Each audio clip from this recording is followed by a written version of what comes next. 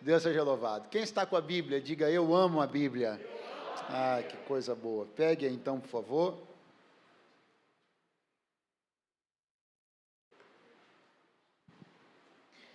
E abra comigo no Evangelho escrito por João, capítulo de número 4. Evangelho de Jesus escrito por João, capítulo de número 4, um texto muitíssimo conhecido.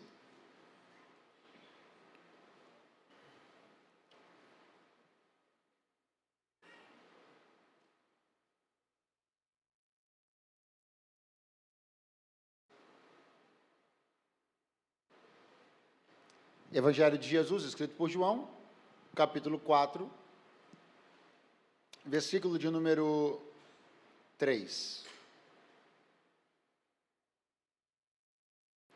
Deixou a Judéia e foi outra vez para a Galiléia. E era-lhe necessário passar por Samaria. Foi, pois, a uma cidade de Samaria, chamada Sicar, junto da herdade que Jacó tinha dado a seu filho José. Estava ali a fonte de Jacó. Jesus, pois, cansado do caminho, assentou-se assim, junto da fonte. Era isso quase a hora sexta. Veio uma mulher de Samaria tirar água. Disse-lhe Jesus: dá-me de beber. Porque os seus discípulos tinham ido à cidade comprar comida. Disse-lhe, pois, a mulher samaritana: como sendo tu judeu, me pedes de beber a mim, que sou mulher samaritana? Porque os judeus não se comunicam com os samaritanos. Jesus respondeu e disse-lhe: se tu conheceras o dom de Deus e quem é o que te diz dá-me de beber, tu me pedirias, e eu te daria água viva. Disse-lhe a mulher: Senhor, tu não tens com que tirar, e o poço é fundo. Onde, pois, tens a água viva? És tu maior do que nosso pai Jacó, que nos deu o poço, bebendo ele próprio dele, e os seus filhos, o seu gado? Jesus respondeu e disse-lhe: qualquer que beber dessa água tornará a ter sede, mas aquele que beber da água que eu lhe der nunca mais terá sede, porque a água que eu lhe der se fará nele uma fonte de água que salta para a vida eterna. Disse-lhe a mulher: Senhor, dá-me dessa água para que não mais tenha sede e não tenha que vir aqui tirá-la. Disse-lhe Jesus: vai, chama o teu marido e vem cá. A mulher respondeu e disse: não tenho marido. Disse-lhe Jesus: disseste bem, não tenho marido, porque tiveste 5 maridos, e o que agora tens não é teu marido? Isso disseste com verdade. Disse-lhe a mulher: Senhor, vejo que tu és profeta. Vamos ficar por aqui. Quantos podem dizer amém esta noite?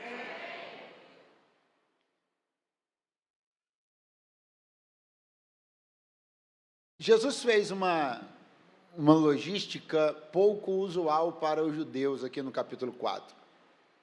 Enquanto que eles, em sua grandíssima maioria, faziam uma logística do caminho entre Judéia e Galiléia, contornando Samaria propositalmente, para não passar por lá. Para não passar por lá porque as pessoas que estavam lá, as pessoas que viviam lá, eram pessoas que os judeus queriam evitar. Jesus, caminhando, como sempre, muito ao largo desse tipo de questão menor, desse tipo de discussão menor, étnica, comportamental, religiosa, e prezando essencialmente sempre o amor, ele não vai evitar passar por Samaria. E não só irá passar por Samaria, bem como, estando em Samaria, ele irá a uma cidade samaritana chamada Sicar, o que é bastante diferente. Porque, veja, nós estamos aqui em São Gonçalo, no bairro do Columandê, não é isso? Ok. Então, considere que para eu fazer um determinado trajeto, eu tivesse que passar por São Gonçalo. Essa é uma circunstância inevitável, passar por São Gonçalo. Só que uma vez eu estando em São Gonçalo, eu venho a Columandê. Isso já não era mais uma questão de necessidade. A necessidade era do território maior, São Gonçalo. Uma vez que eu estou passando por São Gonçalo, aí eu digo, agora de maneira intencional, eu vou a Columandê. Então é mais ou menos isso aqui que está acontecendo. O território samaritano, esse sim, de uma forma maior, você está falando de um espaço geográfico maior. Esse sim, Jesus precisava cortar, passar, para fazer o trajeto entre Judéia e Samaria. Melhor, entre Judéia e Galileia. Mas em relação a Sicar, a esse lugar específico, onde estava a mulher samaritana com quem Jesus se encontrou, aí já não era mais uma questão de ter que passar. Aí foi uma escolha, uma decisão pontual e intencional de Jesus. Alguém me entende quanto a isso? Diga amém, por favor. Isso é muito importante para você não achar que Jesus esbarrou na mulher samaritana. Para você não achar que isso aqui é fruto de um acidente logístico, como aquelas pessoas com as quais a gente esbarra, aquelas pessoas com as quais a gente se encontra. Não, isso aqui não é um encontro ocasional, isso é um encontro absolutamente planejado, programado, com toda a intencionalidade possível, toda a riqueza de detalhes, todo o preparo, igualzinho esse encontro que está acontecendo entre ele e nós aqui. Não é produto de ocasionalidade nenhuma. Você não veio parar aqui por acaso, e nem ele veio parar aqui por acaso. Você veio por ele e ele veio por você. Glória ao nome dele nessa noite. Eu creio nisso, creio nisso. Então, Jesus vai ter uma passagem rápida por Samaria, diga rápida. O encontro com a mulher samaritana também pode ser considerado, de certa maneira, rápido. Mas o que vai acontecer a partir disso é tremendo, é revolucionário. A gente vai ver lá no final da história que esta mulher, ela torna-se um agente do ministério de Jesus dentro da cidade. Ela torna-se uma missionária, efetivamente ela torna-se uma missionária. Ela testemunha sobre Jesus, sobre o encontro que ela teve, sobre as verdades que Jesus expôs a respeito da vida dela, sobre como ela foi afetada, como ela foi tocada, transformada por aquele encontro. Ela tornou-se, portanto, uma missionária, né? Ela tornou-se uma agente do reino de Deus naquele lugar. Isso nos dá a entender, nos faz entender que, embora tenha ocorrido uma passagem rápida, e embora o encontro de Jesus tenha sido relativamente rápido, os desdobramentos que isso ocasionou foram enormes. Eu não poderia precisar a quantidade de pessoas que foram alcançadas e tocadas através daquele testemunho. É como o exemplo que a gente costuma dar, muito comum em momentos de palavras de oferta, quando a gente fala sobre a semente, né? A gente olha uma semente ali e tudo que a gente consegue enxergar é aquilo. Mas se ela for plantada, o que vai gerar a partir daquilo ali é incontável. É mais ou menos isso que está acontecendo aqui. Jesus vai enxergar na samaritana uma coisa que eu vou chamar quase que grosseiramente de maquete. E eu vou explicar por quê. O que é uma maquete? Você vai chegar num empreendimento que não tem nada construído ainda. Um condomínio, só tem um terreno. Aí tem lá uma salinha bonita, com ar-condicionado, um tapete legal, e tem lá uma maquete. Já tem alguma coluna levantada? Nenhuma. Tijolos? Nenhum. Caminhões andando? Nada. Mas você tem uma maquete. Qual é a ideia da maquete? É apresentar para você de maneira diminuída, resumida, aquilo que vai ser construído. É o todo resumido em algo pequeno. Isso é uma maquete. Quando você olha para o indivíduo, mulher samaritana, você enxerga que ela é uma maquete de Samaria. Porque ela vive de forma pessoal dramas que a cidade vive de forma maior. Ela é o resumo de toda a condição desmoralizada, complicada, apartada de Deus que toda a Samaria são. E o que Jesus faz inteligentemente? Com 3 anos e meio de ministério e a necessidade de dar atenção a tantos temas, lugares, pessoas e circunstâncias, o que ele faz? Se ele não pode, por uma questão de espaço e tempo, estar com todos em Samaria, ele toca na maquete. Quando ele toca na maquete e resolve ela, ele está dando a possibilidade de que toda a cidade se resolva. O que eu quero que você entenda é que está começando em você. Você pode estender a mão para alguém e dizer para ele, ó, está começando em você. É por isso que está havendo essa reviravolta no mundo espiritual. É por isso que você está sentindo peso você dizendo, mas eu, tão pequeno, é porque está só começando em você. Que está começando em você afetará sua casa, seus familiares, sua rua, seu bairro, essa cidade. Eu estou profetizando que Deus revolucionará contextos inteiros por causa de uma pessoa que será uma chave de Deus. Quem crê nisso, diga glória ao nome dele nesta noite. Então Jesus vai enxergar nesta mulher. E eu não vou ficar dizendo só que ele enxergou, mas não vou dizer o que ele enxergou. Claro que eu quero que você veja comigo o sentido disso. Que você enxergue o que Jesus enxergou. Que você compreenda que os problemas da mulher samaritana eram os problemas de toda a Samaria.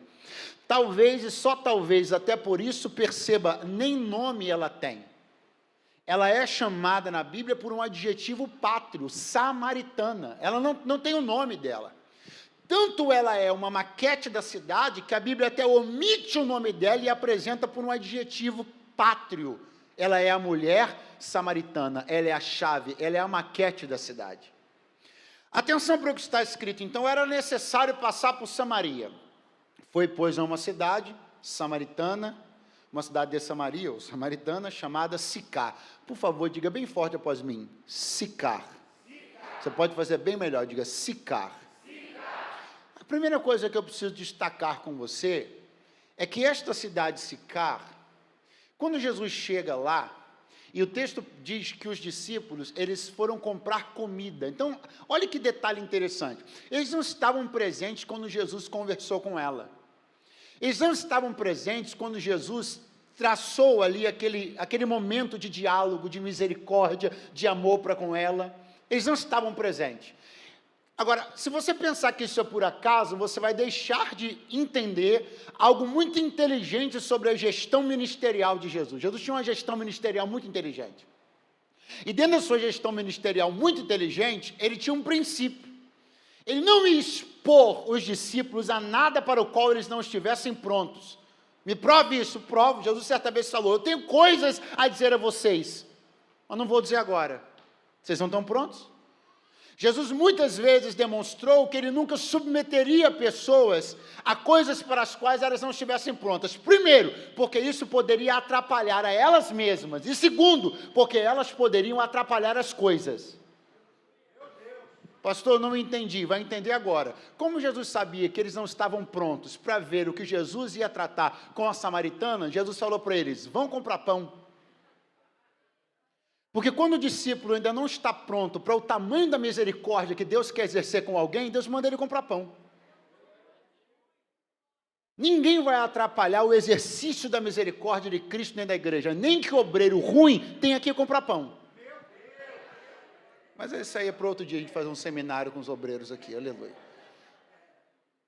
Então Jesus está totalmente seguro de que ninguém vai atrapalhá-lo, nem a impetuosidade de Pedro, nem o ceticismo de Tomé, ninguém vai atrapalhá-lo, ninguém vai atrapalhar esse momento. Jesus até do seu staff mais íntimo se desvencilhou, disse assim, agora somos eu e você, nem discípulo que não está pronto para ver isso aqui, eu vou deixar atrapalhar, agora somos eu e você, oh glória a Deus, ninguém vai atrapalhar o que Deus quer fazer, ninguém vai atrapalhar. Gente curiosa, especuladora, gente religiosa, gente problemática, gente enjoada, teólogo chato, ninguém vai atrapalhar o que Deus vai fazer através desta igreja, ninguém vai atrapalhar, ninguém vai atrapalhar. Aonde esse encontro vai acontecer? Diga forte, num poço, muito fraco, diga num poço, na cidade de Siquém, ou de Sicar, que é a mesma coisa. Agora, onde fica essa cidade? Num vale. Aonde está esse poço? Num vale. Lembra da sua aula de geografia? Puxa que vem. O que é um vale? O vale está entre o quê? Vou simplificar. Está entre... Irmão. Entre montes, irmão. O vale está bem ali, é a depressão que existe entre montes ou montanhas. Isso é um vale. Aqui não é diferente. Jesus está encontrando-se com a mulher samaritana num vale. Isso eu não estou inventando, isso é geografia bíblica. O encontro está acontecendo no vale. Aonde está acontecendo? Só aqui eu podia agradecer a oportunidade em nome de Jesus. Porque para você que está nesse vale que você está, essa palavra pelo menos você pega e leva para casa. Nesse vale aí tem encontro. Oh, glória a Deus! Só que para ficar melhor, para ficar mais profético, mais interessante, mais poderoso, quais montes exatamente são esses? Esse vale está entre quais montes exatamente? O Ebal e o Gerezim. Esses montes que você vai conhecer sobre eles melhor na Bíblia, lá no Antigo Testamento. Quando durante a peregrinação dos filhos de Israel no deserto, o Senhor certa vez mandou Moisés dividir os cabeças de tribo em duas partes. Metade deles deveria subir ao monte Gerezim e dali profetizar palavras de bênção. A outra metade deles deveria subir ao monte Ebal e dali profetizar palavras de maldição. As palavras de bênção seriam alcançadas por todo aquele que decidisse obedecer. Aquilo que era maldição estava predito e predeterminado para todo aquele que decidisse não obedecer. Então aqui está o Gerezim, que simboliza o monte da bênção. Aqui está o Ebal, que simboliza o monte da maldição. Obediência e desobediência. A escolha pela bênção, a escolha pela maldição. Aonde está o encontro? No vale entre os dois. Todo encontro entre Deus e alguém é sempre num vale, onde você decide que monte você sobe. Todo encontro entre Deus e um homem, Deus e uma mulher, Deus e uma jovem, Deus e um senhor, Deus e uma senhora, é sempre assim. É Ele te dizendo: eu estou colocando diante de você a bênção e a maldição, a vida e a morte. Escolhe, pois, agora. Eu vim da parte do Altíssimo esta noite profetizar que você está no momento de uma escolha revolucionária e transformadora. Escolhe, pois a vida é tu viverás. Eu não vou sair daqui para escalar o monte Ebal, de onde provém as maldições. Eu saio daqui para subir o monte da bênção, de onde habitarei para sempre. Quem pode glorificar o nome dele é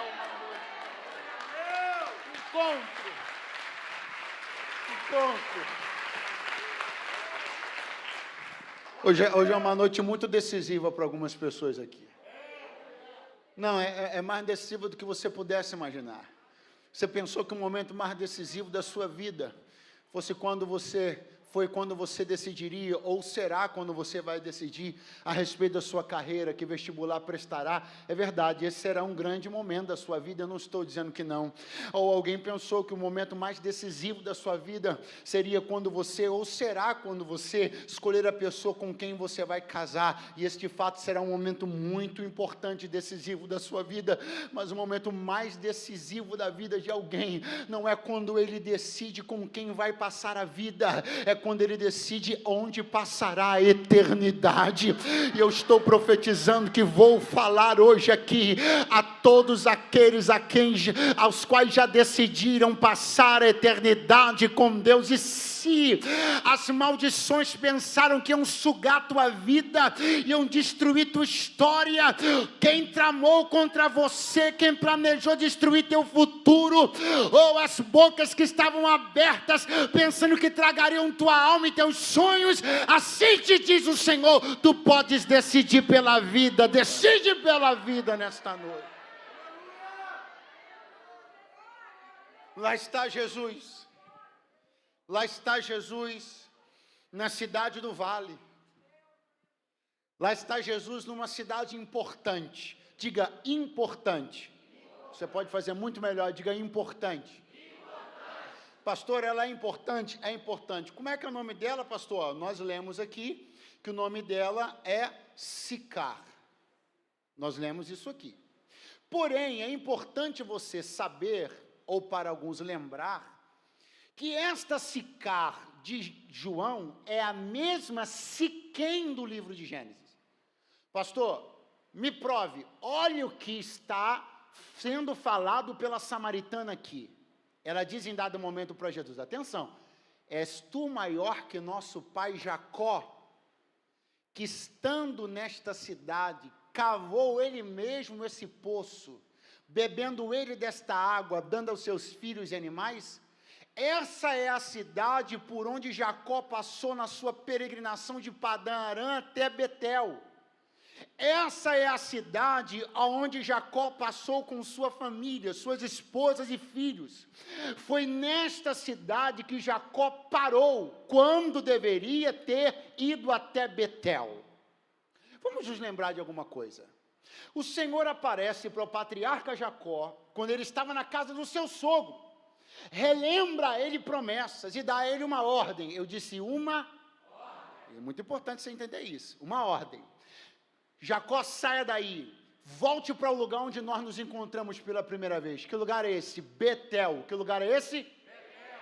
Aonde Jacó havia tido um encontro com Deus, quando saiu fugido da casa do seu pai. Aí o Senhor disse para ele, faça as malas, eu não quero você mais na casa do seu sogro, vá para o lugar onde nos encontramos pela primeira vez. Que lugar é esse? Betel. Jacó obedeceu a ordem de Deus, juntou a família, juntou tudo que tinha, saiu muito próspero e muito rico numa peregrinação. Mas Deus disse para ele, mas ele para exatamente aqui, ele para exatamente nessa cidade. Quando ele chega nessa cidade, muita atenção, ele levanta um altar, ponto positivo, aparentemente. O que tem esse altar? Todos os elementos normais que um altar deveria ter. Tem lenha, tem um animal, tem fogo, tem tudo. Agora, quando você olha para o altar que Jacó levantou em Siquém, você vai enxergar uma coisa, qual? Não há nenhuma manifestação de Deus. Quando mais um pouco à frente, Jacó chega em Betel, o lugar para onde Deus havia mandado ele ir, ele repete a mesma coisa, a mesma receita, o mesmo sistema, o mesmo ritual, de novo madeira, de novo animal, de novo fogo, mas agora Deus vem. Por que a receita não funcionou em Siquém, mas funcionou em Betel? Por que aquilo que Jacó organizou, aquilo que ele preparou, aquilo que ele montou, aquilo que obedecia a um sistema, a uma regra, estava tudo bem feito, mas não atraiu Deus? Mas quando ele faz a mesma coisa, só que no lugar certo, Deus vem. Porque você precisa entender de uma vez por todas que não é só o que você faz, é se está fazendo no lugar certo. Porque se você pensar que você simplesmente vai pegar um molde, e onde você colocar esse molde vai dar certo, não vai não.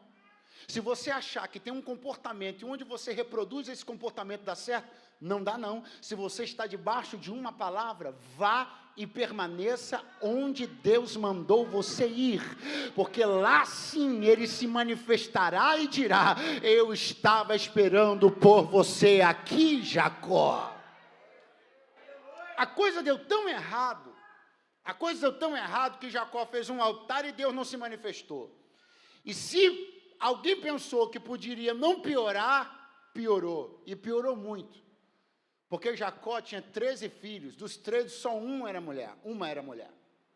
E justamente essa única filha, mulher de Jacó, se envolveu num episódio lamentabilíssimo, com um príncipe, muita atenção, com um príncipe daquele lugar. Que lugar? Siquém. Havia um príncipe ali, um poder de principado. E esse poder de principado agiu contra Diná. Pergunte como? De forma imoral. Agora, por favor, guarde isso aqui.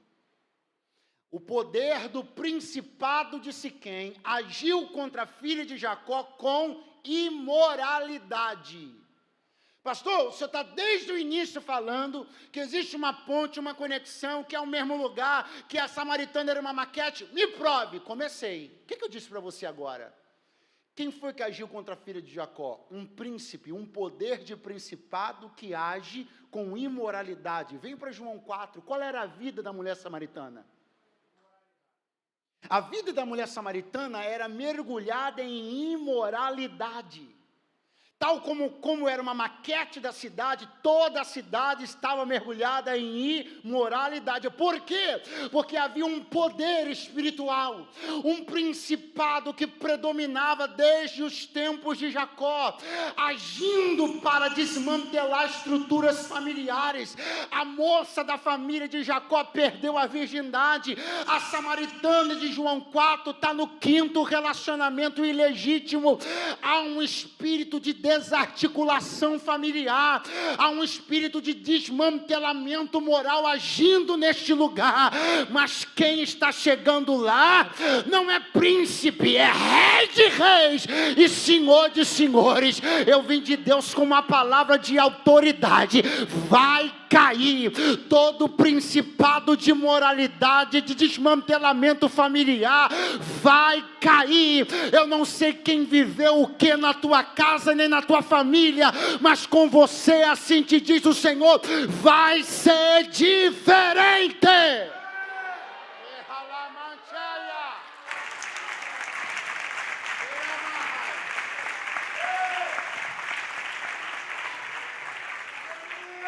Eu vim aqui dizer para você que histórias que há muito tempo se repetem geração após geração, na sua família, só vão se repetir na sua casa, na sua vida, se você quiser, porque esse encontro que você teve um dia com Jesus, ele quebrou as maldições que havia na tua terra.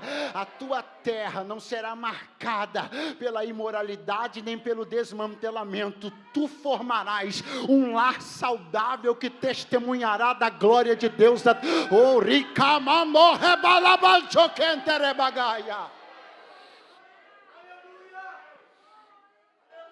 Eu vim profetizar uma palavra do Altíssimo esta noite. Alguém está se levantando para remir a tua casa. Diga comigo bem forte: solução dos homens. Quer saber qual é a solução dos homens? Lá em Gênesis, quando Jacó entrou com a sua família nessa cidade, e quando aconteceu o que aconteceu com a filha dele, sabe o que aconteceu? Os irmãos dela foram até o cara e foram até os outros homens da família e mataram uma renca de gente. Qual era a solução para aquele problema moral na cabeça dos irmãos da moça? Derramar o sangue dos outros. Vou de novo, hein? Vou de novo porque alguém já está. Qual era a solução para resolver o problema moral da moça? Derramar o sangue dos outros. Porque é assim que os homens resolviam os problemas morais. Derramando o sangue dos outros. Quem é que está entrando em João 4 em Siquém agora? Jesus. O sangue de quem Jesus vai derramar? Dos outros? Não, o dele. Eu vim de Deus te dizer que você pode estar acostumado a coisas serem resolvidas derramando o sangue dos outros, mas Jesus me trouxe para te dizer, a remissão e a restauração que eu provoco na tua história, na tua moral e na tua família, não é derramando o sangue de ninguém, é porque eu já derramei o meu sangue.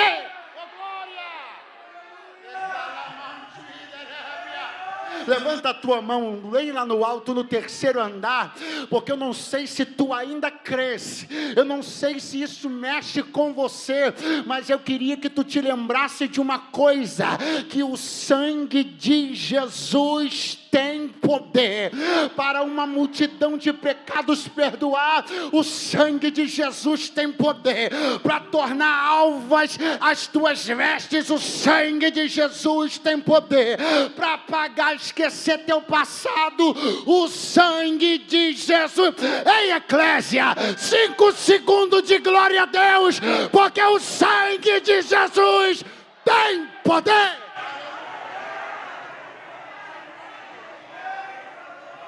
Esse sangue está entrando na história da tua família. Esse sangue está entrando nos teus relacionamentos.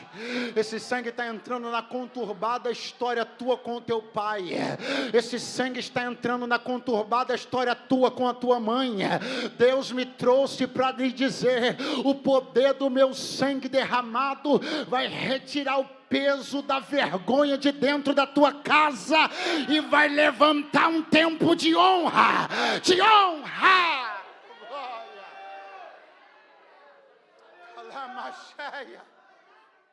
A coisa está enrolada, gente. A coisa na vida de Jacó está enrolada. Ele não percebe que ele não deveria ter ficado ali. Ele demora a perceber que ele não deveria ter feito aquela parada. Eu já vou voltar para cá, mas olhe. Ele demora a perceber. O que, pastor? Ele demora a perceber que ele não deveria ter parado ali. Quando ele, de repente, começa a contabilizar tudo que está dando errado. Ele faz um altar, Deus não vem. A filha dele se envolve num episódio lamentável. Os filhos dele vão lá e matam um montão de gente. Aí Jacó para e diz assim: chega, eu vou sair daqui. Eu vou pegar toda a minha família, nós vamos nos levantar e vamos continuar a viagem. A gente não deveria ter parado aqui. Atenção. Jacó agora vai reunir a família toda. Eu penso que, sabe aquele dia que você está querendo fazer um pente fino? Sabe aquele dia que você começa a perceber que tem tanta coisa dando errada, e você começa a se perguntar, por que isso tudo está dando errado? Jacó parou, chamou a família toda e disse assim, ó, se alguém de vocês, qualquer um, se tem qualquer coisa indevida na bagagem, bota para fora agora, porque nós vamos lá para Betel, e eu não quero mais problema nenhum, eu quero fazer essa viagem de forma santificada. Então, se tem qualquer coisa, é a hora de vocês botar isso para fora agora. Aí, a Raquel olhou para a Léia olhou para a Raquel, o que estava acontecendo? Raquel tinha trazido, escondido da casa de seu pai Labão, imagens de fundição, imagens de ídolos. Ela pegou aquilo pensando que poderia ser uma herança, porque eram objetos valiosos. Mas ela estava maculando a santidade da viagem, porque ela estava carregando ídolos. E todos nós aqui sabemos que somente ao Senhor, nosso Deus, a gente deve adorar. E aí, de repente, Jacó inquirindo a sua família, e elas começam a ficar desconfortáveis e resolvem, portanto, dizer o que estava acontecendo. Está aqui. Estão aqui os ídolos. Aquilo que não deveria estar na nossa bagagem, preste atenção, aquilo que não deveria estar na nossa bagagem, o que aconteceu? Saiu da bagagem, veio para fora, saiu de um ponto de obscuridade, de um lugar que estava escondido, veio para a luz, estava ali, era a oportunidade de ouro, pergunte para quê? Horrível, era a oportunidade de ouro, pergunte para quê? Para que Jacó destruísse tudo aquilo. Porque quando, meu irmão, você consegue ter a bênção e a alegria de uma coisa que estava te atrapalhando, sair do esconderijo e se mostrar, sabe o que você tem que fazer? Destruir, se livrar. Só que Jacó não destruiu nem se livrou. A Bíblia diz que Jacó enterrou aqueles ídolos no pé de uma árvore. Jacó enterrou aqueles ídolos no pé de um carvalho. Só que o problema é que Jacó, a essas alturas, havia se tornado dono da cidade. Então, pastor, o que aconteceu afinal? Não entendeu? Ele tira o problema da bagagem e enterra numa terra que era dele. Então ele não resolveu, ele só trocou o problema de lugar. Não vai embora não, é melhor fechar a porta, porque...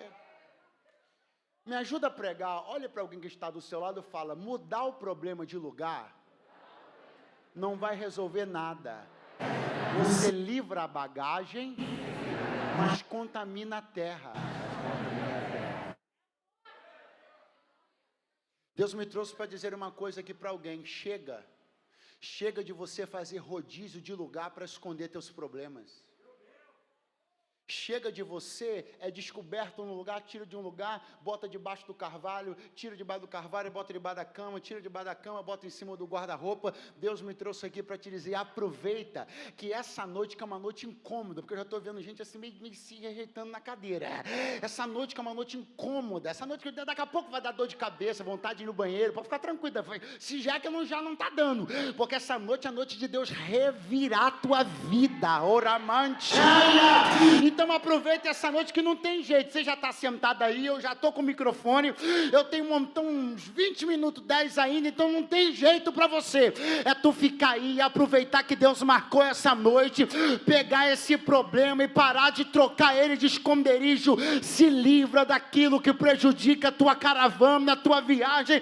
Hoje é noite de santificação, consagração, purificação. Ou quem está entendendo o que Deus está dizendo essa noite?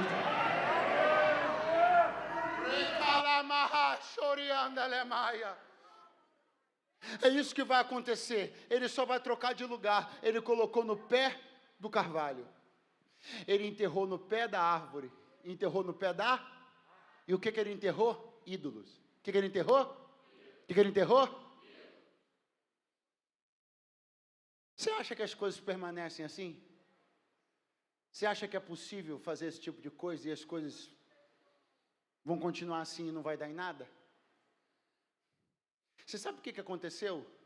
Séculos depois, séculos depois, a história bíblica conta que esse lugar, esse território de Samaria, onde essa cidade está englobada, vai ser dominado pela Síria.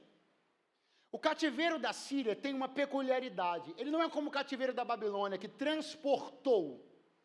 O cativeiro da Síria importou. Ele pegou os seus homens e mandou para lá.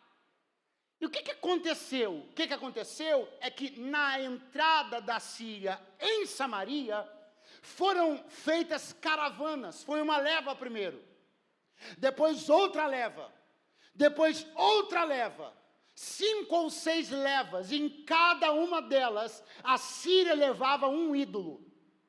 Então, cada vez que a Síria mandava uma caravana para entrar em Samaria, ela levava um ídolo. Mas não levava por debaixo da terra, levava por cima dos ombros dos homens. Porque aquilo, profeticamente, que Jacó enterrou no pé da árvore, está voltando agora por cima. Se você está pensando que as coisas podem permanecer como estão, Deus me trouxe aqui para lhe dizer... Não, antes que aquilo que você colocou debaixo da terra reapareça por cima dela, vai lá, cava e destrói. Hoje é noite de você se livrar de uma vez por todas de tudo aquilo que atrapalha a tua vida, tudo aquilo que atrapalha a tua comunhão com Deus. Ou quem está me ouvindo na noite desse dia, digam amém, digam amém. Não por acaso... Gente, isso aqui não é gibi do Batman não, isso é a Bíblia Sagrada. Não por acaso, na Bíblia, os maridos ilegítimos, os amantes de Israel, os ídolos eram chamados de amantes. Não por acaso, Deus chamava os maridos ilegítimos de Israel, os ídolos de Israel, de maridos ilegítimos, de amantes. Samaria foi campeã de amantes. Samaria cultivava e adorava muitos ídolos. E Deus sempre levantando profetas para combater. Olhe para cá.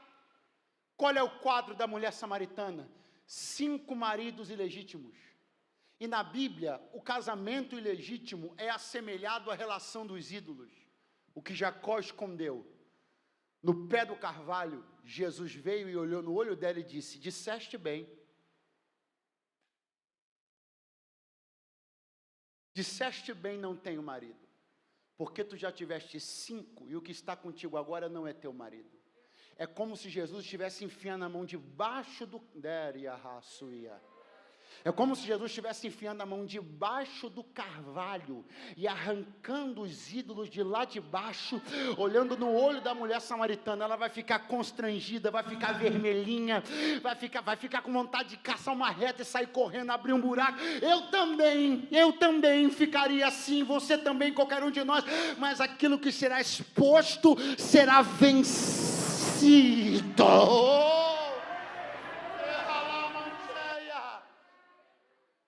Quero que você entenda na noite desse dia que o esconderijo não é a sua saída.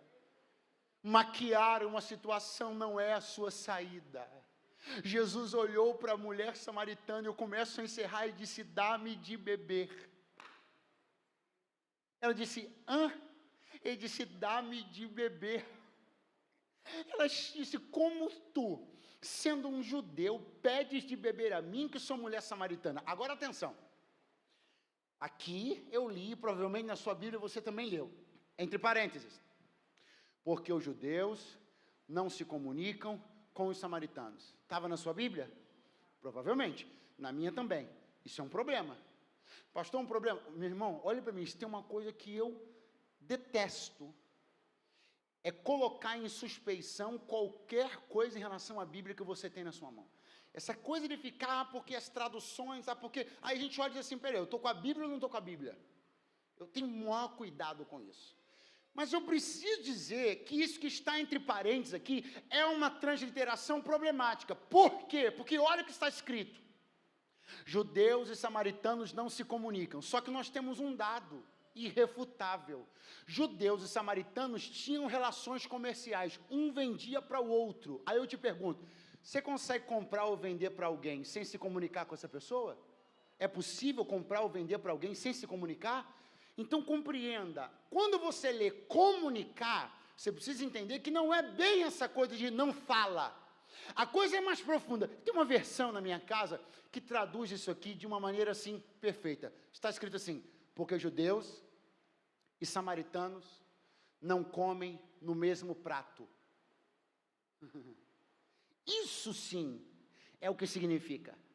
Não é sobre uma comunicação qualquer, é sobre não ter intimidade. Porque você só come no prato ou bebe no copo de quem você tem. Se você estiver numa festa, sua esposa do lado, aí está demorando o seu copo a chegar. Você se importa que o garçom coloque bebida no copo dela e você beba? Você se importa com isso? Mas e se for o copo da pessoa que está na mesa do lado, o garçom pega o copo dele, bota em cima da sua mesa e te serve, você bebe? Mas por quê? Porque com ela você tem? Uma das coisas que mais evidencia um nível de intimidade num relacionamento conjugal é usar o mesmo copo, o mesmo prato, o mesmo talher. É isso que Jesus está falando aqui. Porque ela está acostumada com relacionamentos baratos. Ela está acostumada com relacionamentos exploradores. Ela não conhece o que é um relacionamento de mesmo prato e de mesmo copo. Ela não está entendendo que o que Jesus está propondo para ela é diferente daquilo que ela viveu até então. Por quê? Porque ela ainda não sabe o que é relacionamento com intimidade profunda. É por isso que ela se assusta e ela diz, você está pedindo para mim, isso é estranho, atenção. Aí tem uma hora que ela diz assim, como? Como você pode dizer que tem uma água, se o poço é fundo e você não tem com o que tirar? Preste atenção. O que ela já tinha percebido? Que Jesus não tinha nenhum recipiente com ele. É por isso que ela se assusta quando ele diz, dá-me de beber. Porque se ele está dizendo, dá-me de beber, e ele não tem recipiente, a que ele está se propondo? Beber no dela. Não, se você for embora, volta agora. Eu vou recapitular isso aqui. Se ele não tem copo, não tem cântaro, ele não tem nada, ele está de mão vazia. Ela disse, o poço é fundo e tu não tem com o que tirar. Aí ele diz, dá-me de beber. Aí ela assim, peraí, se ele não tem cântaro e está pedindo de beber, então ele está se dispondo a usar o meu. Só que tem um problema, porque judeus e samaritanos não usam o mesmo copo. E o problema é além. Os judeus tinham os samaritanos como cães. Não, mas não é o cachorrinho da sua casa. Não é como bichinho de estimação, não. É como cão. É uma maneira desprezível. E ainda que fosse o bichinho da sua casa, você bebe água na vasilha do seu cachorro? Se você beber, irmão, vem aqui que eu vou orar por você agora, eu vou repreender esse negócio. Isso não entra na cabeça dela. Porque ela sabe a história do cântaro dela. Ela sabe onde esse cântaro passou. Ela sabe o lodo que tem no fundo dele. ela sabe as histórias que viveu, as vergonhas que passou, as lágrimas que chorou, como isso entra na cabeça dela. Mas é isso mesmo? É isso mesmo. É isso que Ele quer? É isso que Ele quer. Deus me trouxe aqui para te dizer, eu não estou enganado quanto ao seu passado, eu conheço os lodos do interior do seu cântaro, ainda que ele se apresente para o A ou para o B, lustrado e bonitinho, eu conheço o lodo de dentro dele, mas eu estou disposto a usar teu prato, teu garfo, teu cântaro, teu copo, tua vida, teu testemunho, tua boca, teus pés, tuas mãos, eu vou usar a tua vida, nós seremos como um só. Eu não te proponho aventura, te proponho casamento. Vou te remir, te levantar, te restaurar.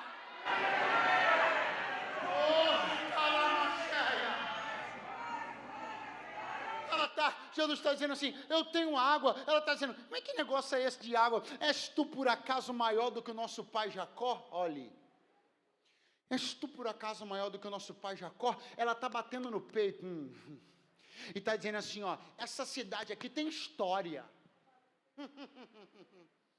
Ela está batendo no peito, está dizendo assim, ó, isso aqui é terra que patriarca passou. Ela está batendo no peito, toda errada, cheia de problemas, cheia de moralidade, está reivindicando um passado glorioso de Siquém. Se você pensa que alguém que tenha coragem de tentar se valer de passado glorioso, convence Jesus de deixar de fazer o que ele tem que fazer, e confrontar o que ele tem que confrontar, você ainda não entendeu quem é Jesus. Se Jesus se intimidasse pela história gloriosa de Siquém, porque Jacó passou aqui, certa vez Jesus olhou para os fariseus, os judeus, dizendo assim, vocês se acham muita coisa, porque são filhos de Abraão. Deixa eu dizer uma coisa para vocês, Abraão se alegrou quando viu o meu dia.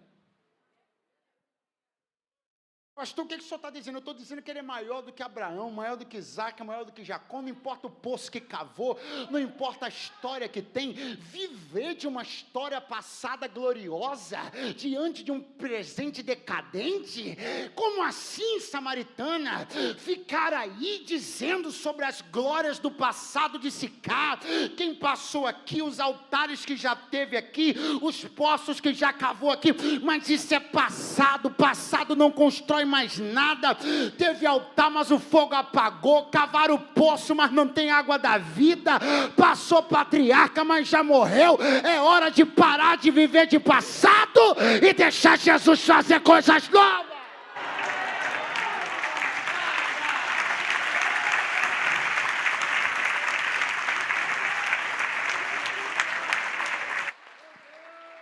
A quem você acha que impressiona, dando carteirada? Em Samaritana, a quem você acha que impressiona ostentando sobrenomes aí importantes nessa cidade? Em Samaritana, a quem você acha que impressiona dizendo que você já é a 4ª ou 5ª geração de crente na sua família e você todo quebrado, todo com teu altar todo lenhado e vem aqui dar carteirada em Jesus para falar de Jacó que passou e já morreu?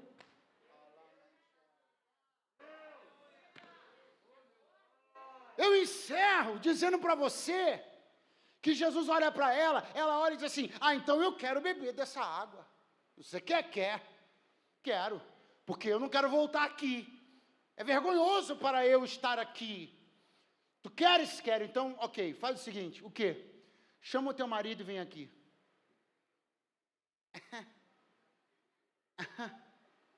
Oh. A pergunta que não quer calar, Jesus sabia ou não sabia que ela não tinha marido? Sabia ou não sabia? Pastor, e por que Jesus disse para ela, chama o teu marido e vem aqui?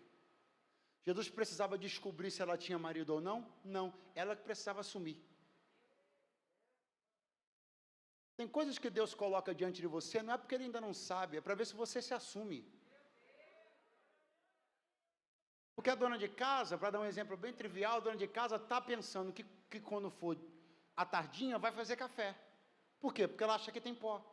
Aí bate alguém na porta dela, 2 horas da tarde, diz assim, vizinha, me dá uma xícara de café? Claro.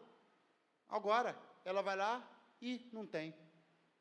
Então, quando alguém pediu uma coisa a ela que ela achou que tinha, ela foi lá, procurou e descobriu que não tinha. Então, tem coisas que vão pedir a você só para você descobrir que não tem. Não, quem está aí, fala alguma coisa assim. Então, vai lá, chama o seu marido e vem aqui. Eu não tenho marido. Disseste isso com verdade. Disseste isso com? Eu amo isso aqui, gente. Porque uma das tônicas de toda a história da mulher samaritana é essa palavra. Qual? Verdade. Qual? Verdade. Conhecereis a verdade vos libertará. Quando é que a coisa começou a virar para o lado dela? Quando Jesus olhou e disse, isso disseste com? Verdade. Porque o passado dessa cidade é de esconder problemas. Mas quando você resolver dizer a verdade,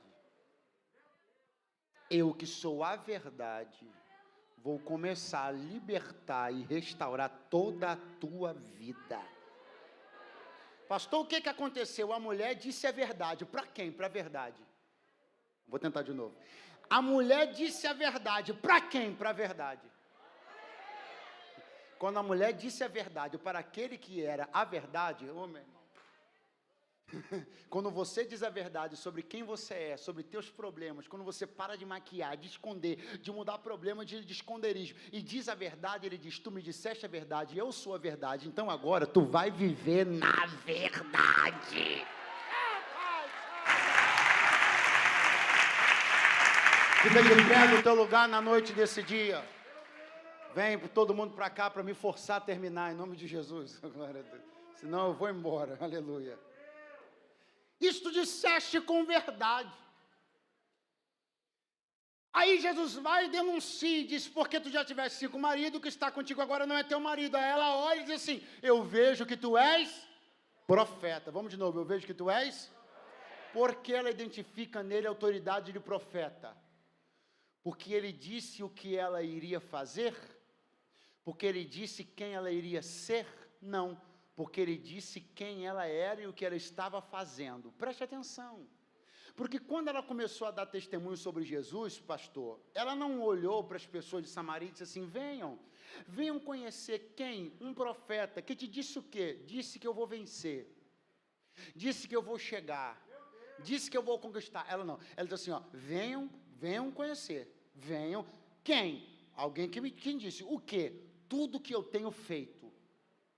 A autoridade profética de Jesus, o espírito profético de Cristo que está sobre a igreja, tem o peso de dizer não apenas o que você fará ou quem poderá ser no futuro, mas quem você é e o que está fazendo agora.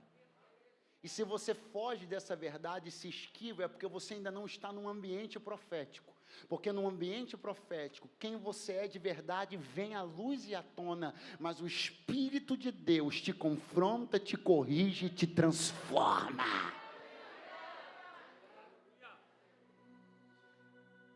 Aí ela diz assim, eu quero aproveitar que eu estou vendo que o Senhor é profeta e fazer uma pergunta. Jesus diz, qual? Ela diz, vocês judeus dizem que se deve adorar no templo. Nós, samaritanos, dizemos que se deve adorar no monte. Onde, afinal, se deve adorar? Aí Jesus disse, a hora vem, e já chegou, em que os verdadeiros, olha aí a palavra aparecendo de novo, os verdadeiros adoradores, adorarão ao Pai em espírito e em verdade. O que Jesus está dizendo para ela? Aproveita que você está me dizendo a verdade e aprenda o jeito verdadeiro de adorar, porque eu não recebo adoração verdadeira de quem não me diz a verdade. A samaritana foi a primeira pessoa de Samaria que adorou em verdade. Pergunte por quê? Porque foi a primeira que ousou dizer a verdade para Jesus. Não existe adoração verdadeira de quem não diz a verdade para Deus. Não pense que a música que sai de você é uma adoração verdadeira se você não diz a verdade para Deus sobre quem você é. Ela olhou para Jesus e disse, vejo. Repete após mim, por favor. Diga, vejo. Muito fraco, diga, vejo. Que és profeta. Diga, profeta. Diga, denúncia. Diga, confronto. Diga, transformação. A cidade de Siquém foi comprada por Jacó. Lembra que eu te falei isso? Quem lembra, diga amém. E comprada por Jacó, ela foi dada de presente para alguém. Pergunte, quem? José. Sim, está na Bíblia. Não está no livro de um historiador, não, está na Bíblia. Jacó deu a cidade de Siquém de presente para o seu filho José. Quem está me acompanhando, diga amém. Pastor, o que mais o senhor tem a dizer sobre isso? Uma coisa muito importante. Qual? Que José, quando morreu, fez um pedido, antes de morrer. Quando morreu não, né? Antes de morrer fez um pedido, para que os ossos dele fossem transportados do Egito. Isso aconteceu? Sim. Os ossos foram levados por Moisés e os filhos de Israel quando saíram do Egito. Quem me acompanha, diga amém. Anos depois, quando Josué entra na terra prometida, liderando o povo de Israel, os ossos de José estavam lá guardados. Aonde foi que Josué decidiu sepultar os ossos de José? Na cidade que o pai dele tinha dado para ele. Que cidade é essa? Eu estou falando para você que a ossada de um dos maiores líderes do mundo estava enterrada aqui, nesse lugar. A ossada de um dos homens de maior autoridade do mundo, da história do mundo, de todos os impérios, estava enterrada aqui. Tinha um grande líder enterrado lá. Tinha um homem de muita autoridade enterrado lá. Agora eu te pergunto, a cidade vivia de forma ordeira? Não. Adorava em verdade? Não. Era organizada espiritualmente? Não. Tinha moralidade? Não. Por quê? Porque tudo que ela tinha era o mausoléu de um líder. É por isso que quando Jesus entrou, a samaritana olhou e disse assim: eu vejo que tu és profeta. Toda a informação que nós tínhamos de liderança estava enterrada. Eram só os ossos de um líder, mas eu estou olhando para um líder agora. Pastor, aonde o senhor quer chegar? Já cheguei. Sabe por que tem muita gente que está muito feliz agora, achando que encontrou o seu lugar para congregar, para servir a Deus? Sabe por quê? Porque não estão sendo incomodados, porque a palavra não afeta eles, porque a mensagem não chacoalha eles. Sabe por quê? Porque estão em lugares cujos profetas são ossadas, cujos líderes são mausoléus. Mas a samaritana ficou feliz de ter ficado constrangida, porque a gente fica constrangido num minuto, mas transformado no outro. Eu vim de Deus aqui dar um glória a Deus e um aleluia, porque aqui não tem ossada de profeta, aqui tem boca de profeta, aqui não tem mausoléu de líder, aqui tem liderança espiritual. E é por isso que você vai ficar incomodado, vai ter dia que você vai ficar chateado, mas no final das contas você vai dizer: graças a Deus, porque eu estou numa casa de profetas. Levanta a tua mão mais alto que você puder, bate palma lá em cima e recebe o que eu vim te dizer. Vai ter confronto, vai ter mudança, porque tem voz profética.